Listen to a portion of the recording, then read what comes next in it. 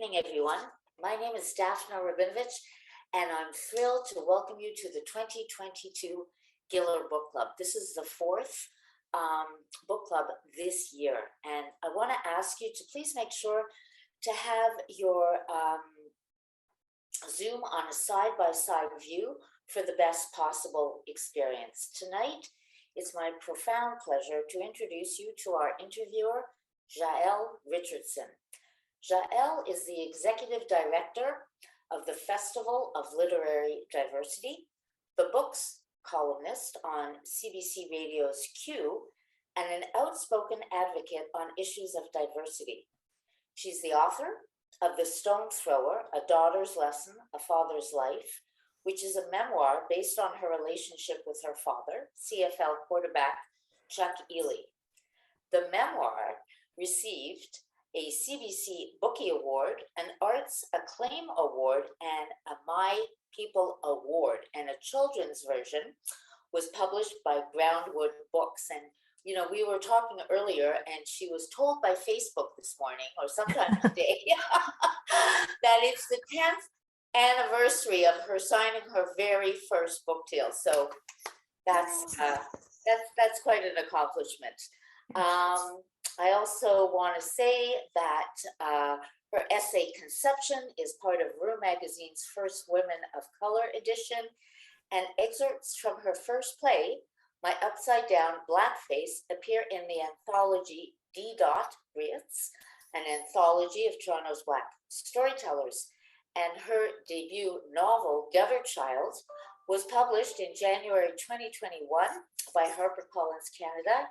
It's a dystopian tale of courage and resilience. She also received her MFA in creative writing from the University of Guelph, and she now lives in Brampton. And tonight, Jael will be interviewing Jordan Tannehill, author of the novel The Listeners, which was shortlisted for the 2021 Scotiabank Giller Prize. He's actually joining us from Senegal, where it's about 1 o'clock tomorrow in the morning. Anyway, over to you, Jael. Thank you. Hey, Jordan.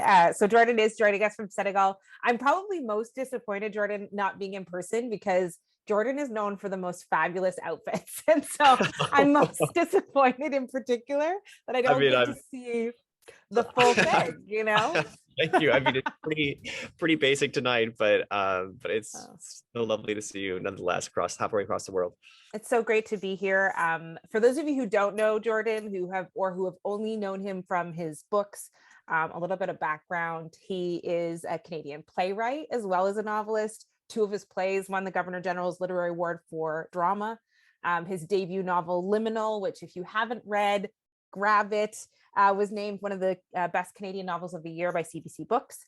He's born in Ottawa, lives in London, England, and as you heard, he's joining us from Senegal. So, you know, I think he has more places in his bio than I've probably been in my life. So this is great to talk to you, to be able to connect with you here. I know you're outside, so I love that we can chat with you and just imagine being somewhere else for many of us. How are you? How is it there? How are you doing today? Tonight, this morning, whatever. Great. Yeah, it's so lovely. It's so lovely to have this hour together, and I'm well. I mean, we might hear some outdoor sounds, some dogs, etc. So I apologize if that is distracting at all as we chat. But it's lovely here. It's warm and yeah. So yeah, speaking of sounds, we'll be hearing some. You know, speaking of hums and tones, and that there'll definitely be some SFX. I think as we talk. I love that. It's fitting for the book, right? You've got to listen. You got to pay attention to what you're hearing. Maybe some people are going to hear dogs. Some people are going to hear cats. It'll be a controversy of its own. Okay.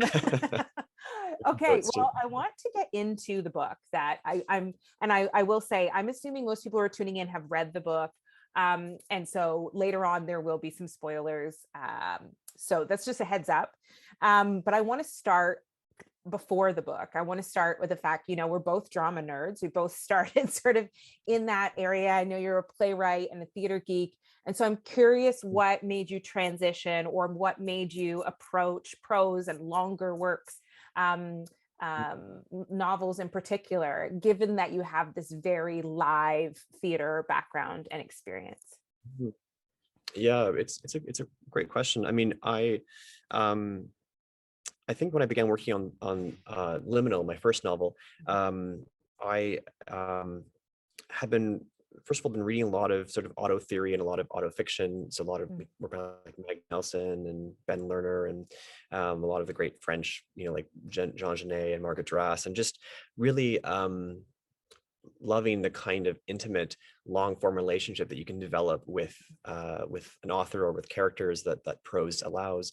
And I never really sort of set out to write a novel per se. I was sort of writing what felt like a collection of sort of personal essays or sort of auto theory, I guess, and then began sort of finding ways to kind of link them through narrative. And it was really kind of late in the process of writing all this material that I was like, oh, maybe this is a novel, like, and then really began conceiving it as a book, as a book project. And so I kind of sort of backed into writing a novel a little bit with my, sort of like with my eyes closed a bit, or sort of stumbled into it. And in a similar way, I think with listeners, I actually initially began conceiving it as a play.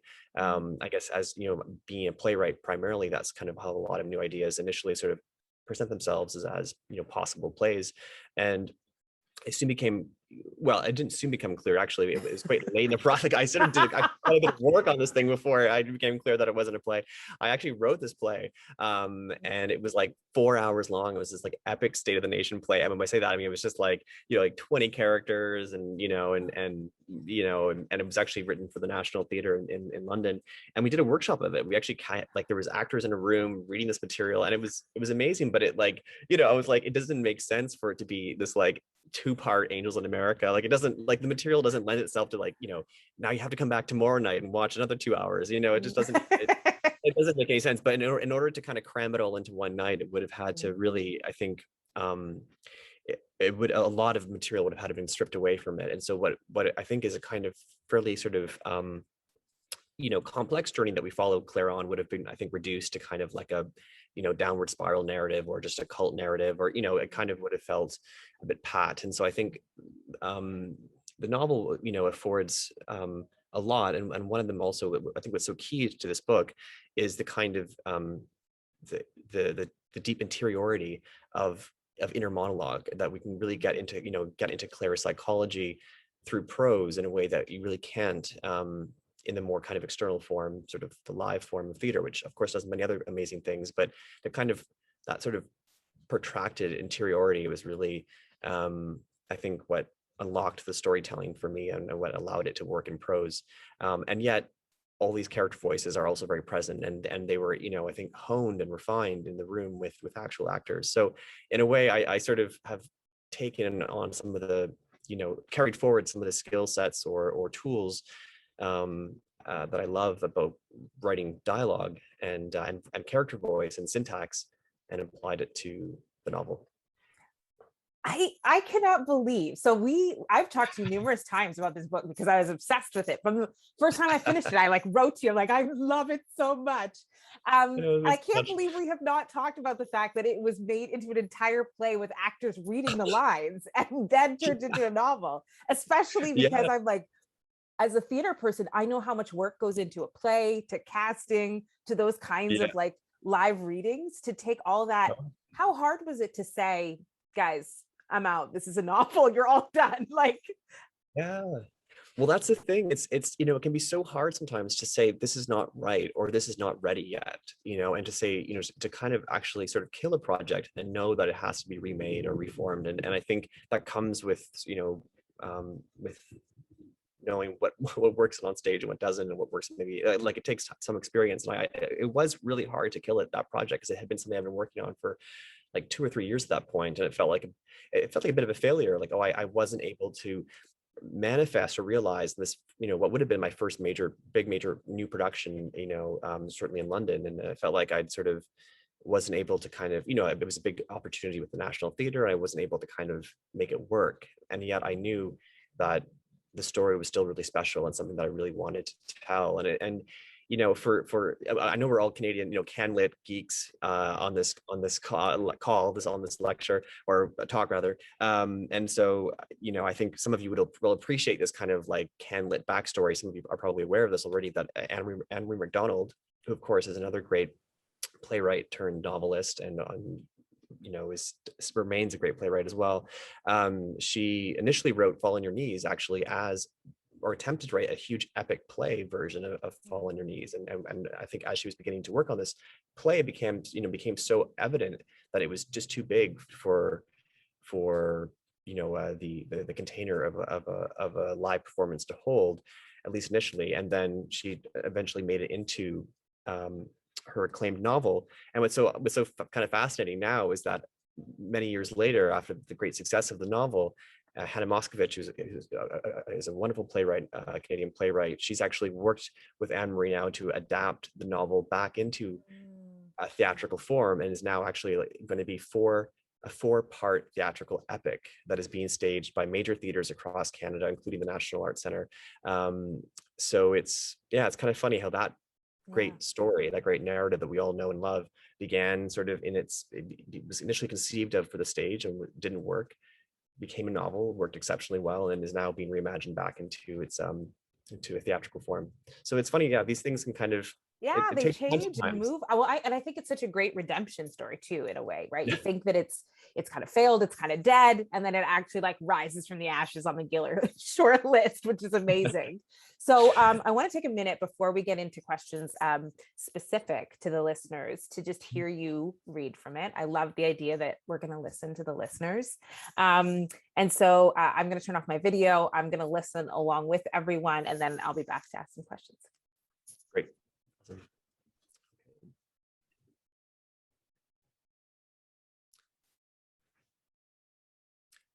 Before this, I never really considered all the unknowable sounds in the world.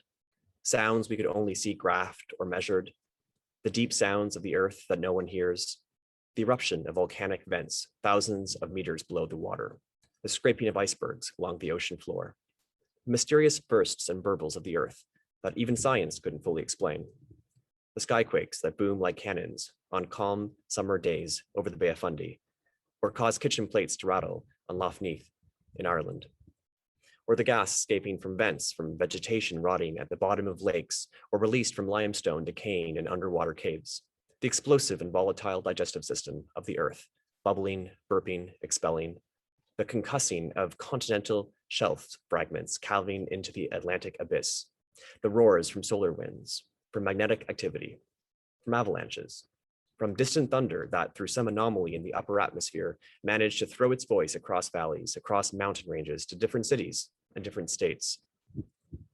Before this, sound was something I took for granted. It was always there, providing pleasant texture and useful information to my day-to-day life. I liked music, but I never had been an aficionado like Paul. I could never tell the difference between the sound quality of a CD or a record. But once this all began, all I could think about was sound, and not just my sound, for I came to think of it as my sound, as if I owned it or it owned me, but the mysterious dimensions of sound more generally. One night, after Paul had already gone upstairs to bed, I was sitting with my laptop in the dark of the living room. I Googled most beautiful sound in the world and spent an hour listening to frogs singing in a Malaysian swamp, the cascades of the Narathiva River, the chirping of thrushes at dawn, the wind whipping itself against an ocean cliffside in Sonoma. But when I thought of it, the most beautiful sound I had probably ever heard was a lawnmower. When I was a girl, lying in the hot summer grass of my grandma's bungalow, listening to the sound of her neighbor cutting his lawn in the distance, I remember thinking I would live forever. The purr of that lawnmower, 3 or 4 houses over, was like the sound of eternity itself. Sitting there in the living room, it occurred to me, the entire story of my life could be told through the sounds that have surrounded it.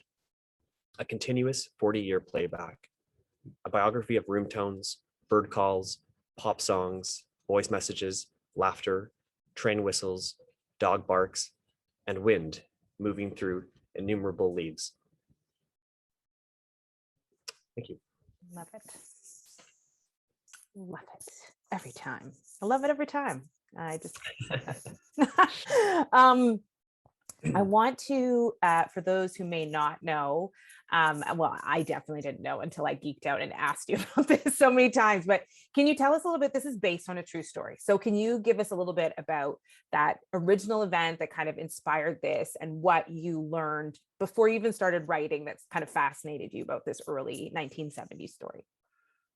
Yes, yeah. So, just for, yeah, again, for some context, in Yeah. case those who haven't read the book, in a nutshell, the book follows a woman named Claire who begins to hear this low frequency hum that no one else can hear in her family or among her friends, and it begins to sort of shift her entire life and her sort of belief structure, as she falls in with a group of people who also can hear this hum. And the idea for the story it was based on an actual sort of phenomena known as the hum, and the hum is a disparate series of thousands of cases reported of a similar sort of unknown or untraceable low frequency humming sound that people have been able to hear around the world in sort of localized clusters since roughly the early 1970s. And there were a number of sort of, there's quite sort of arresting cases of people hearing this noise, and it's sort of localized, as if it's kind of localized instances. So for instance, in the 70s in Bristol in the UK, there was quite an outbreak of reports of this noise, and 2 local suicides were actually ultimately attributed to people who were driven to have insomnia, and sort of driven to sort of you know yeah, to take their own life because of the amount that it weared on them. And so the book sort of looks at the ways in which the sound does have this adverse effect on Claire, and how she deals with it, and how she kind of ultimately finds this, sort of finds the sense of community, and also the sense of kind of really kind of rapture with this noise. I think when I first kind of heard about these cases and this phenomena, I was, I guess, struck by the ways in which it kind of speaks to our desire to believe, or inclination to believe, in that which is not always supported by evidence or facts, and the ways in which this kind of seem to touch upon a number of, I think, trends that I feel like I'm quite curious about at the moment. Everything from conspiracy culture to faith, why we believe and what we do, and sort of the nature of community and ritual, and how we kind of build narrative. And so yeah, so I think that the piece is in some ways kind of looking at, yeah, sort of faith, mania, and conspiracy culture through this this kind of this real life phenomenon. I loved it. I mean, having grown up and still in like a faith-based culture where sometimes I'm like, whoa, y'all have lost it. And sometimes it's been like a very like leading source for me. I found it so fascinating. I mean, I find conspiracy theories fascinating in general as well.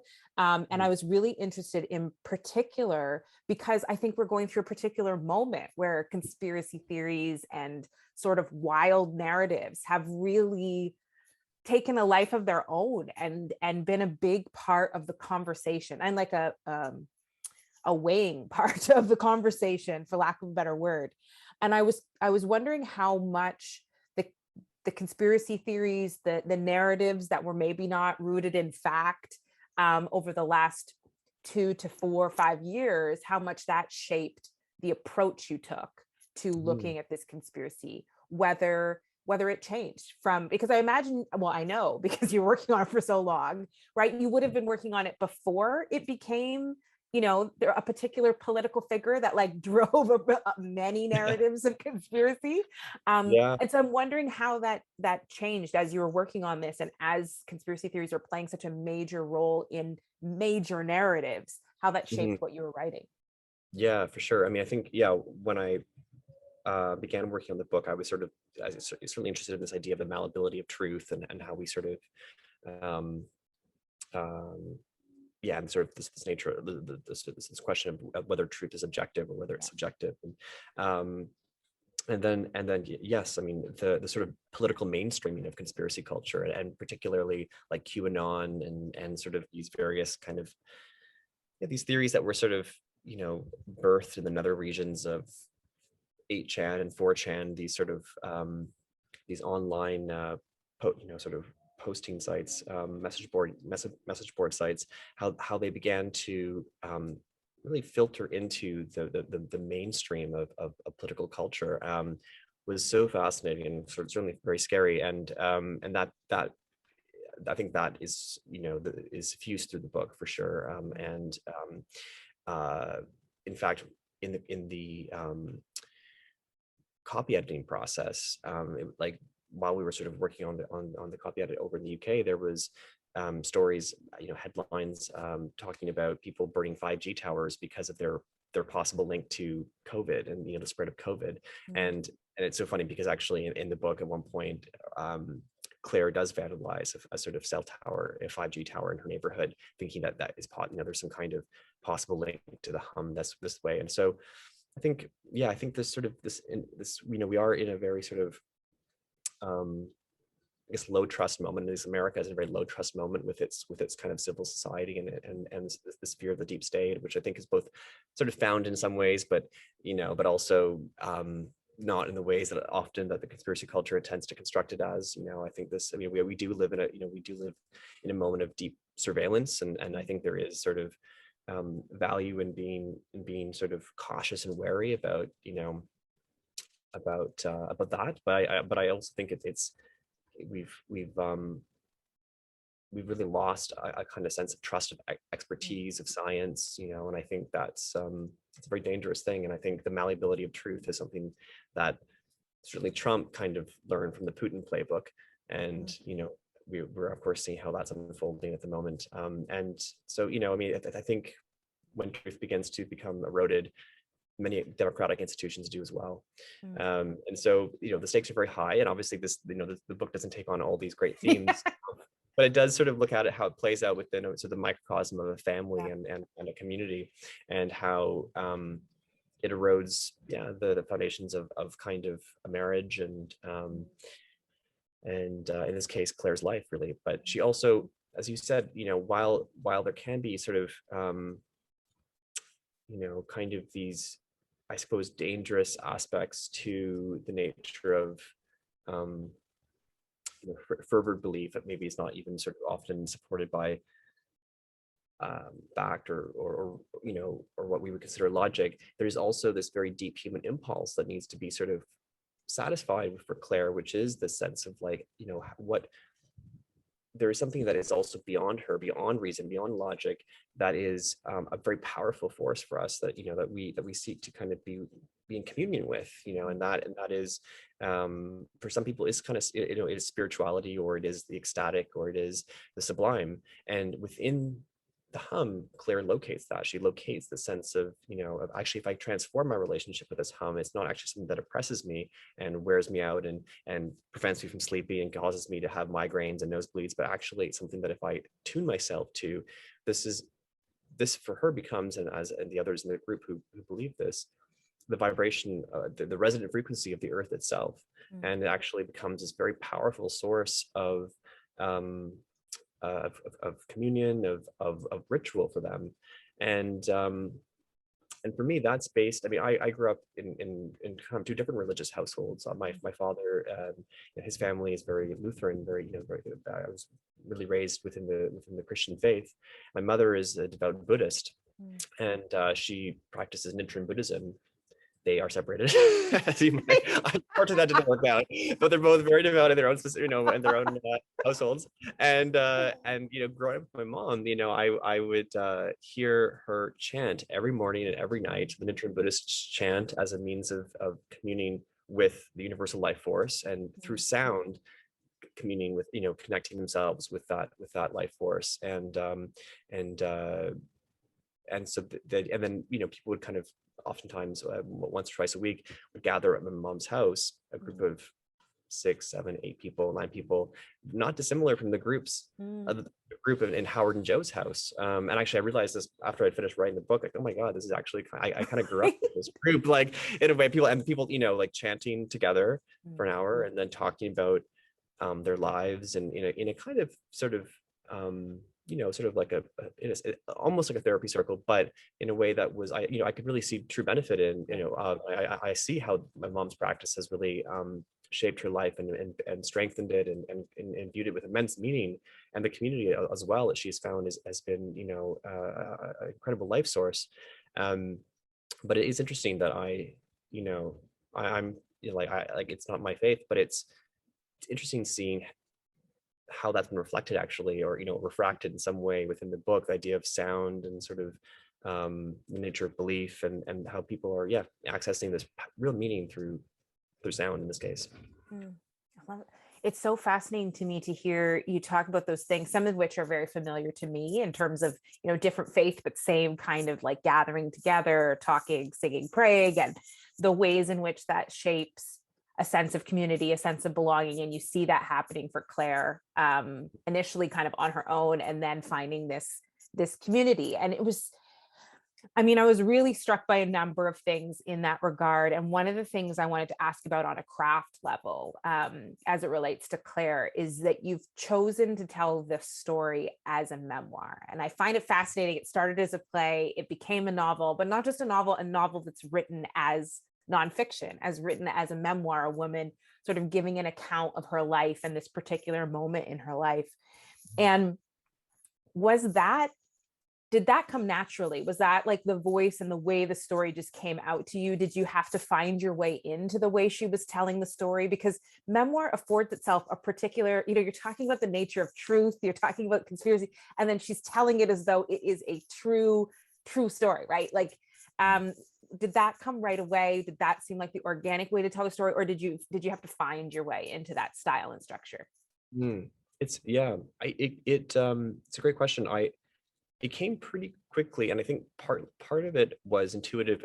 In part, I think it relates to, in theater, in playwriting. I love a great monologue. I love a good monologue. It's so interesting to have a character kind of hold that space, hold court, and just give it. But the monologue has to be powered by something. It has to have an engine of, and I think the question that a playwright always has to answer is, why does this character keep speaking? Like, what do they need from either the person they're speaking to, which is another character, or the audience?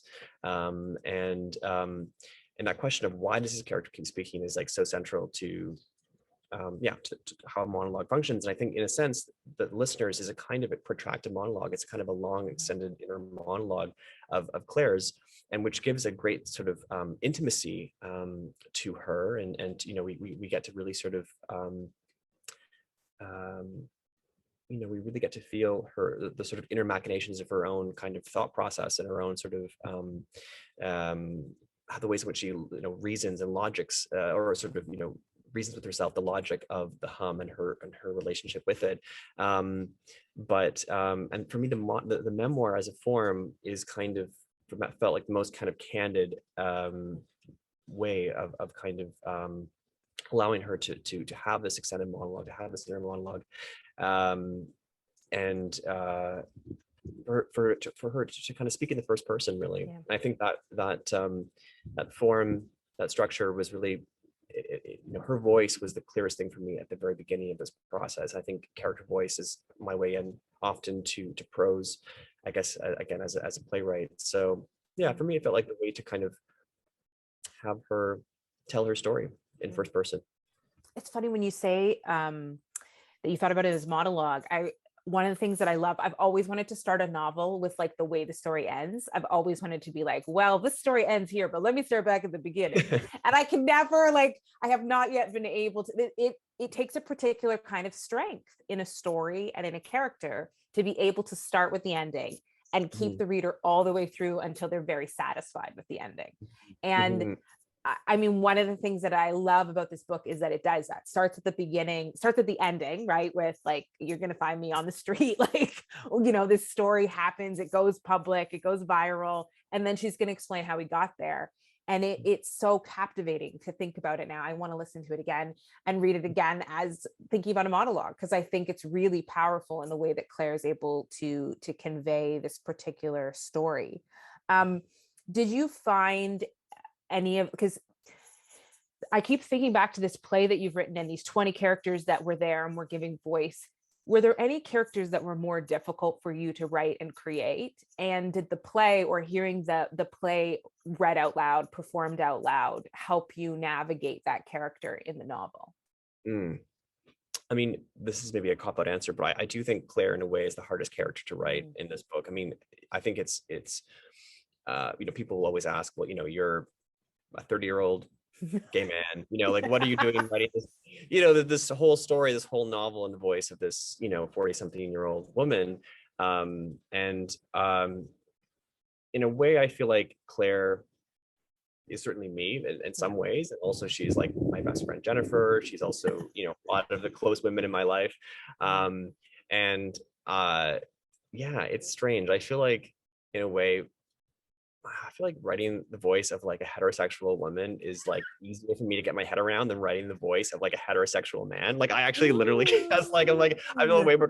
I just think there's way more of them in my life, and I just like I associate with them in so many other kind of profound ways. And I feel like her sense of humor is my sense of humor, and also that of my friend Jennifer's. And I think I don't know. So I think, but and yet within a piece of writing as long as a novel, any sort of moments that feel untrue will really ring out, like it could just a line, it could just be a sentiment can so easily ring false. And so I think that sort of requires immense amount of rigor and rereading it and reading it aloud and saying, do we buy this as a real person, as a real mother, as a teacher, as a friend, does she feel like a three-dimensional character? And so perfecting Claire's voice and finding it was really the hardest thing. One of the things, so we are going to open up to questions in a little bit. So if you have questions, this is the moment to start crafting them in your mind and popping them in the Q&A box, so that when I get to that point, you don't leave me hanging here. Like, what is next? So make sure you drop them in the Q&A box. I have a few more questions before we get to them, but we are going to get to them. And I love to spend lots of time on audience questions. So make sure you do that. I want to get to the ending. We may have skipped a lot of places in the middle, but I want to talk about the ending. First, one of my questions is, because I loved Claire so much, and because I love the story so much and the characters so much, I wonder, as someone who has cheated on my first novel and then I'm writing a sequel so that I don't have to like imagine, do you think about what happened to these characters after this story that you've written? So that's sort of a question. And the other question I want to ask about that is, was this ending always the ending that you were going to land on? Was this sort of like you had that in mind? This is where it was going to wrap up. This was like what you were going to leave us with. And then do you think about the after?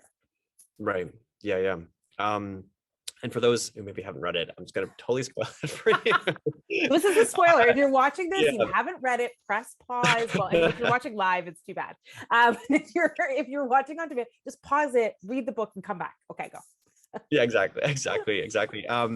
Basically after, I'm not sure how much to give it. I mean, at the very end, Claire, so after this kind of climactic, after the climax of the story, say, it's quite a kind of tragic climax. There's deaths, and we're kind of led to the source of the hum is attributed to a very kind of mundane local white noise issue. It's an industrial white noise issue, which is often the case with a lot of these localized clusters of the hum. Oftentimes they are traced to a localized, white noise problem, like a blast furnace at a factory, that's causing vibrations, or electric substation that's causing sort of charge in the line, that kind of stuff. So it can often be something very mundane, and likewise a sort of mundane reason is found for the source of the hum. And so Claire does at some point say, okay, maybe I don't hear it anymore, and she kind of convinces herself really that she doesn't hear it, and she tells her family that she doesn't hear it, and we begin to kind of get the sense that maybe she is going to kind of get over this, and the family is going to reconstitute itself and build back a sense of love and trust. And then in the very sort of final pages of the book, Claire begins to hear the noise again. She begins to hear the hum again, and the return of the hum for her, despite the fact that this local white noise issue has been addressed, the return of the hum for her is both this kind of moment of terror, but also this moment of kind of ecstasy, because she realizes that she still has this thing in her life which has actually imbued it with immense meaning. It has been a hugely destructive force. It has lost her job. It has destroyed her marriage, and basically caused caused her to become kind of a outcast in her community. And yet she's also found a deep sense of connection with these individuals, a sense of spirituality, yeah, so we're kind of left with this kind of sort of image of her on her staircase as she's walking up to go back to her room to change, where she's kind of stopped and kind of realizing she can hear it once again, and she's kind of, I guess, sort of laughing and crying and sort of just in this moment of suspension.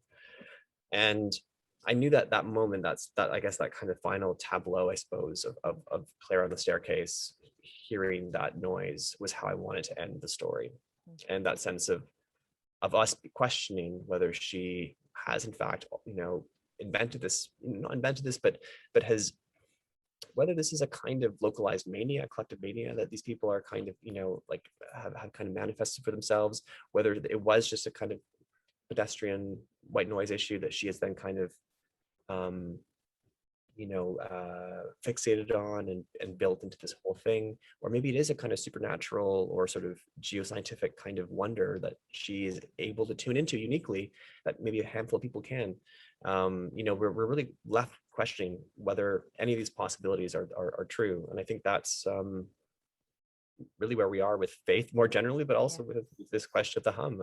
It remains an unsolved mystery, and so I think it's something, I wanted to kind of leave the reader with that sense of both wonder and not knowing.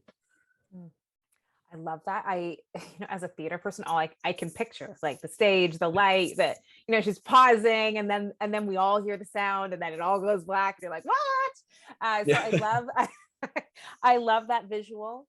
The last thing I want to ask before I get to the audience question is about what's next, and in particular, what I'm interested in is, in your first novel, you started it out kind of as memoir, and then it became a novel. In the second one, it started out as theater, and then it became a novel. And so I'm interested in whether you are, how theater, like what's happening in your theater plans as well. But on a novel level, are there more novels coming that you know of?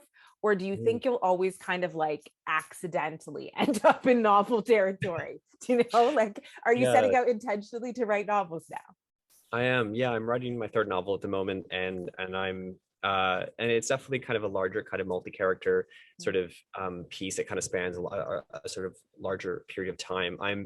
I'm really interested. I mean, I'm not sure if this is what it'll ultimately be. I'm really interested in exploring the kind of the advent of AIDS in Toronto and sort of the early 80s, that whole period, really, from the bathhouse raids in Toronto and sort of the kind of birth of a kind of contemporary queer liberation movement, and the ensuing riots and how that kind of coincided with AIDS. And I really feel like there's such a kind of extraordinary kind of multi-character, multi-generational story to tell about that time, in not just in Toronto, but more generally across our country.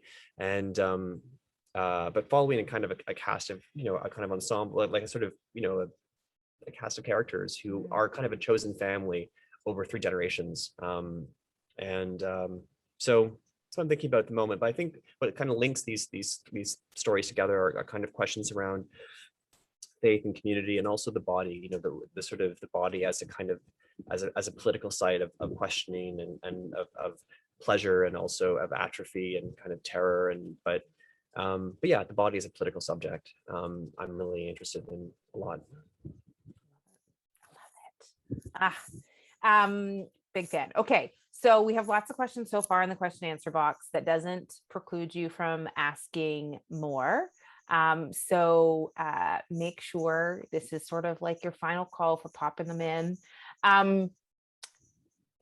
I love this question from Kathy, which is the one right off the top, because it's something I always want to ask about. And I'm just worried I already asked it in one of our other interviews and conversations. So here we go. I love book covers. I love talking about them. I love examining them. Can you tell us? So Kathy asked, can you tell us about the book cover, in particular, the photo of the woman? But I'm saying, like, tell us about it all. Like, how much did you weigh in on it? What did you think of it? What does it mean? All of it. So this was an amazing cover by Jack Smythe, who's a UK designer. And it's so rare that a book cover is offered on the very first outing to you, and you're like, yep, that's it. Like, this was the first draft, the first book cover. I'm like, I'm like impossible to please when it comes to covers. I'm like, Dorsey, please.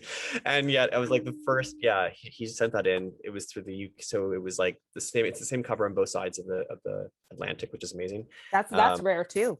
So rare. I know. I feel like Sally Rooney or something. It's so lovely because it's like, it's all HarperCollins, which is so nice. Yeah. And I was like, this has to be the cover. This has to be the one cover. And I think this kind of like thumbprint spiral sound wave, kind of this sort of multivalent kind of sort of hand-drawn line design that he's done is really beautiful, and kind of just, really just works so well. Also can be kind of like, a madness spiral, but like Vertigo. So it's sort of, it's great. And the photograph, to be honest, I don't know anything about who this person is, or even the photographer. I think the photographer is probably in the inset, but Jack found that photograph. We looked at a few different other possibilities of other women. And they were either kind of not quite the right age, or quite, but I just found her. It was the first one that he suggested, and it just felt right. So yeah. I love that you can't see your face. That's like my big prayer. I love that, like, all you get is hair, which says a lot, but not a lot at the same time. It's really, it's a great cover. It's a great one. It's one of those ones you can keep looking at. So this is kind of philosophical question. We've gotten philosophical, and so here's another one. So in looking at this story, in looking at the world that we've lived in, there's a lot that's been happening, and it's a lot right now. And the question that Riva has posted is whether you consider yourself optimistic or pessimistic about the world. And I want to look specifically at, as you're talking about this book, were you approaching it from a place of optimism or pessimism, or neither? Did it change as you were working on the book? Like, do you normally consider yourself optimistic or pessimistic? It's so hard. I feel like I don't know. This is like such a kind of evasive answer, but I feel like I guess like terrible shit will always keep happening. It's like I'm kind of neither. I just feel like, it's like we're just always going to be in the cycle of there will always be kind of glimmers of beauty and hope and poetry and human kindness, and we'll also always be, morally degraded creatures as well. Yeah. I think it's sort of, it serves for me, it serves most to be prepared. I think there's this great Audre Lorde quote where it says, the something to the effect of issuing warnings about the future is ultimately an act of hope.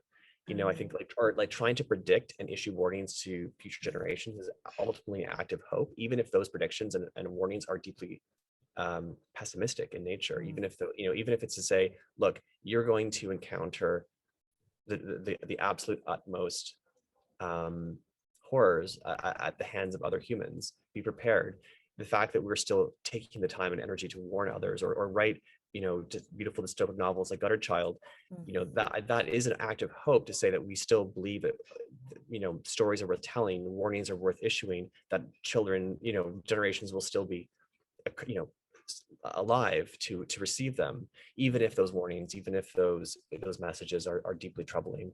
I think messages will always be deeply troubling. I think that's sort of the nature of what it is to live with billions of people on Earth in some kind of form of conflict. But but I do find hope, and I guess I do find sort of optimism, I suppose, within acts of Mhm.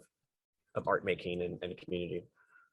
Yeah, and I think in some ways the listeners tends to me to be optimistic in that it gives multiple people voice. And I think when you give multiple people voice from different perspectives, people who you might normally like disagree with heavily in real life or not, there's this sense of optimism, I think, in that, because it allows us to see the humanity where we're normally prone to see the kind of problems or troubles or faults in a person.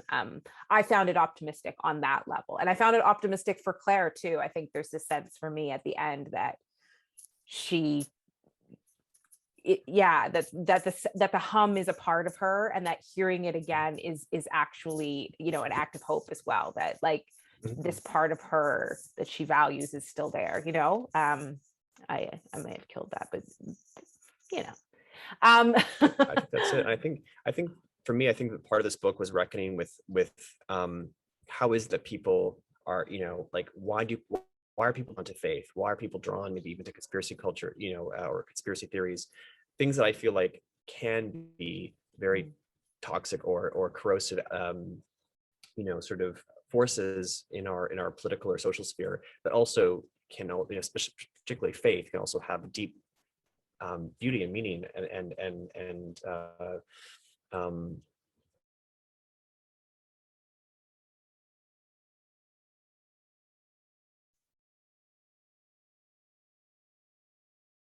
hopefully we haven't lost Jordan. Jordan, if you can hear me, you're a bit frozen. So I will, there's a couple of really great questions in here. So while we're finding our way back to you,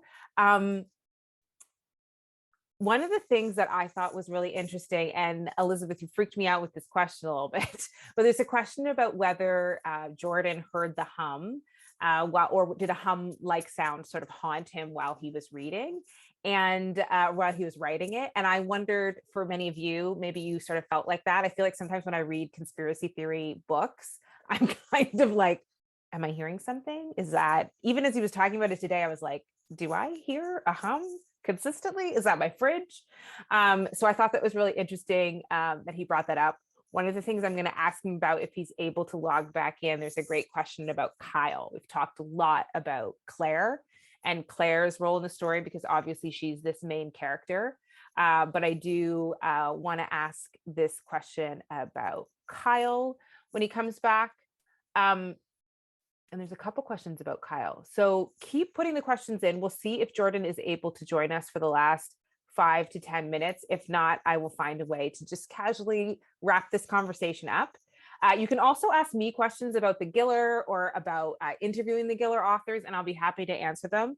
I'll tell you a little bit about some of my favorite Giller moments, not just this year, but also the things that I've learned about Giller.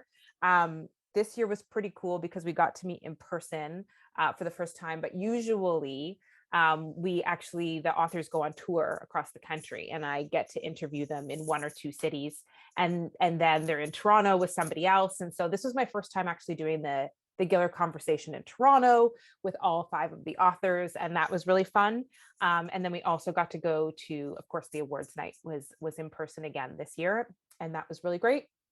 And so some of the things that we do, I think Jordan is back. Yay, Jordan, welcome back. I was just telling them about interviewing you in Toronto. So I was just filling in some time because we do have some really great questions.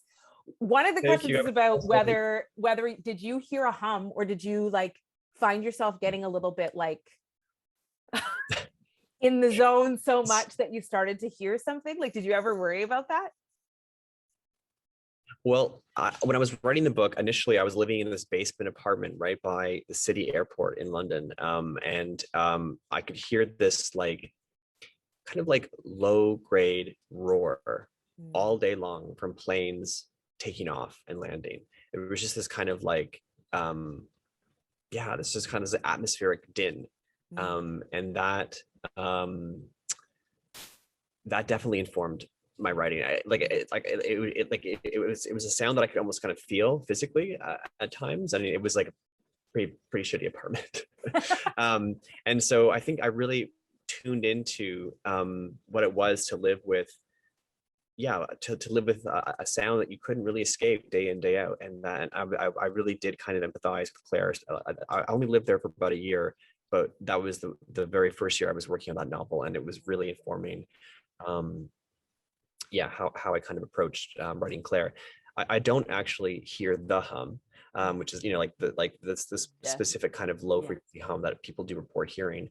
Although it's amazing that since writing the book, I've had so many different messages, emails, basic messages for people who do hear the hum. And yeah, it's quite sobering, some of the stories. People have been living with it for sometimes years. Love it. So one of the questions that was asked in a couple of different ways is about Kyle. And I'm gonna roll back to the first one because it had a couple of layers. And one of the questions was about how rich Kyle is as a character in and of himself. And so the question is, how did you decide he should enter the narrative? And when did you decide about his conclusion in the story? I'll say. Yeah. Yeah, thank you. It's so when the seed of the idea initially presented itself, it was a relationship between a teacher and a student. Like from the very kind of first, inception of the idea, I just thought about this fairly teacher, maybe in her early 40s, who begins to hear this noise. It begins to kind of distance her from her husband and create this kind of strain in her marriage. And she finds solace and a sort of unlikely friendship, unlikely intimacy with a student of hers who is perhaps a little bit, sort of precocious, a little bit wise, beyond his years. And there should be this kind of sui generis nature to this relationship, that it's a bit, it's not sexual. It's never a consummated relationship, but there is this kind of attraction that is perhaps inappropriate, but is founded in the sense of her being listened to, her being heard, when she's not being listened to or heard really in that kind of profound way by anyone else in her life. And so, yeah, from the very, very beginning, I really kind of Kyle was kind of one of the key factors in this whole kind of narrative. And actually, initially in the play, when I wrote it, he didn't die. For those who haven't read it, I'm sorry. Kyle does die in this story. This relationship, this person she has this relationship with, her student. Kyle does die in sort of the climax of the novel.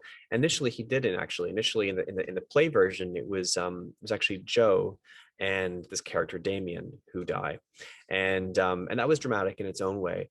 But actually, when I kind of began working on the novel and kind of reimagining everything and kind of starting from scratch, by the time I got to the ending, I thought, of course, it has to be Kyle. Of course, she has to, in a sense, lose everything, and still, even though the hum has taken everything from her, including Kyle, including this person who she kind of really loves, she still chooses or allows herself to hear it at the end. She still hears the hum even after Kyle is taken from her. And in a way, actually, her hearing the hum is the way that she kind of keeps him in her life. Like Kyle becomes kind of present for her, remains present for her through her hearing the hum. And so, yeah, it just kind of, for me, it just felt like it really kind of it was the emotional linchpin at the end that needed to happen to kind of tie it together, I guess. One of the questions we had talked about was about how difficult writing Claire was, and how the kind of challenge of like getting in there. And I guess this is more of like a technical / practical writing question, is how did you overcome that? Did you have like different strategies you used to navigate the challenge of writing Claire? And what was it along the way that helped you, feel, not just write it well, but to feel confident that what you'd written was full? I think just having like lots of good conversations with the couple of friends who I feel like I was really inspired, who Claire felt really inspired by, and just really paying attention to how we speak, how they express themselves, how I express my thoughts, and kind of in a way sort of allowing myself to also be a foil for Claire. Reading aloud what she's saying, so that it just how. No, sorry to interrupt, because I know there's a bit of a delay. I was going to ask, when you were talking to those friends who kind of inspired her, did you talk to them about conspiracies as well? Like, did you get on kind of topic to hear how they would talk about those things?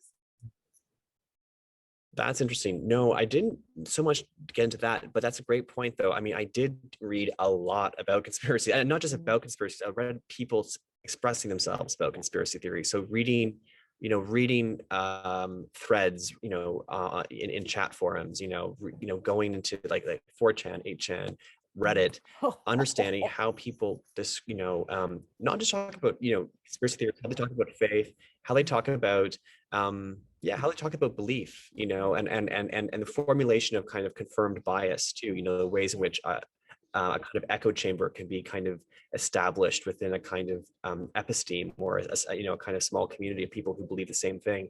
So really interested in the ways in which also kind of new age language has been kind of adopted to kind of talk about the hum and sort of the frequencies, like this idea of the earth frequency, the mother earth frequency, and the ways in which language or vocabularies of care and self-care can sometimes be also kind of co-opted and used within conspiracy culture and stuff, or faith. So I'm just interested in the ways in which we kind of the ways in which people talk about faith and idea, and their and anyways, so I just read a lot about, or read a lot of people's kind of threads and posts about that, and that felt really, it was kind of fascinating, endlessly fascinating. I'm really interested in kind of those like nether regions of the internet. Yeah. I am not, just so you know. And I find it fascinating. I've probably listened to what I believe what I believe to be more conspiracy theories or wild ideas in the last 2 years than I ever felt I listened to like before. Yeah. And I have felt overwhelmed by like, you people really think this way? Like I found myself multiple times. So I find it fascinating that you were able to like delve in there and sit in those spaces. But I also see like that I also recognize the value of that first person, right? Hearing people deliver it in their own voice is so helpful to a playwright and to a novelist, I think, to hear the actual sound of people's words in order in the way that they're expressing something. The last question I want to ask is like a true, craft process type question. And I think it's a great way to kind of wrap up as we're thinking about you working on this next project. What are kind of your habits or the way that you practically approach writing a novel? Is there something you've done? Does it change with each book depending on what it is? Or do you have sort of like a methodology or rhythm about how the novel evolves from idea to the finished product? Yeah.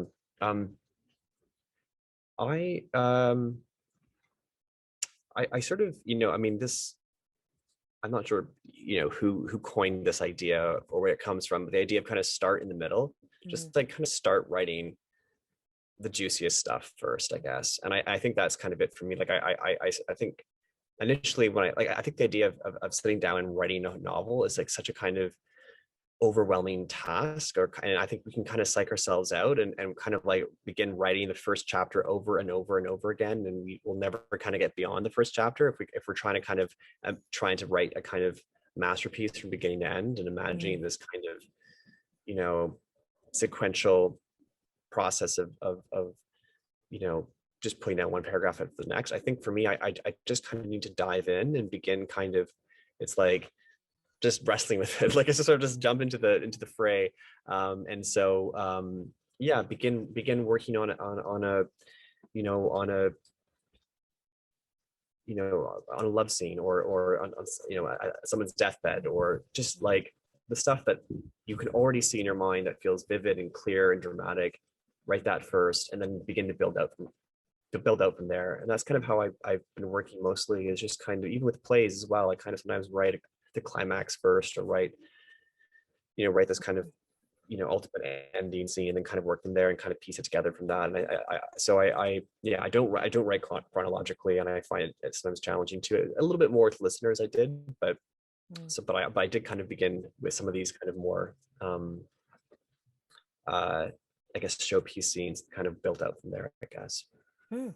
I've asked that question a number of times. I've never heard that answer. And I now am like troubled if I'm doing it all wrong. No, I'm just kidding.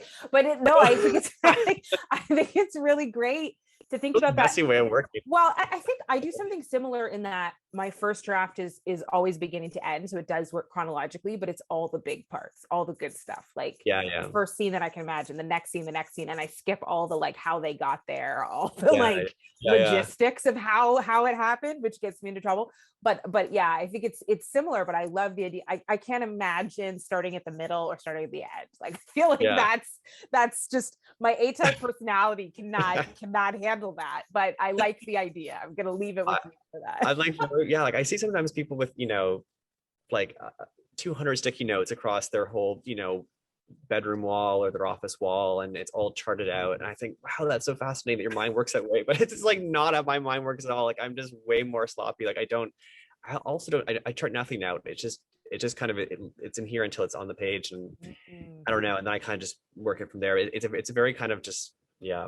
And I want to love say, I mean, we're not throwing any shade at Omar El-Akkad, not at all. I mean, Oh, yeah, it's true. none, I was like, none when thrown. wow, that is completely I fascinating. remember when I'm they so- showed that video at the Giller, I was like, oh my gosh, that is impressive. We love Omar. I love Omar. I Incredible. can say that quite openly, so it's fine. Incredible. Yeah. Yeah. No, it's amazing. All right. Well, I think Daphne's going to come in and give it a wrap. But Jordan, again, I Yeah. missed your outfit. I missed your face in person. But it's really great to be able to talk with you and to be able to chat with you. I always love chatting with you. It's so fun, JL. Thank you so much. And thank you for those great questions, everyone. I'm sorry for the terrible bandwidth, but thank you for sticking with it. I really do appreciate it. No problem. Well, thank you both so much for joining us this evening. It was just wonderful, despite we missed your face for just a few seconds. But thank you, Jael, for asking such probing questions, and Jordan for giving us such definitive and sensitive and generous answers. And thank you all for joining us tonight, and for also all of your questions. It was sort of like a banner night for audience questions. This interview will be available on our YouTube channel during the next few days. And please don't forget to join us on March 21st, when Catherine Hernandez will be interviewing Katerina Vermette, author of The Strangers, which was shortlisted for the 2021 Scotiabank Giller Prize. I look forward to seeing you then. Thanks so much. Good night.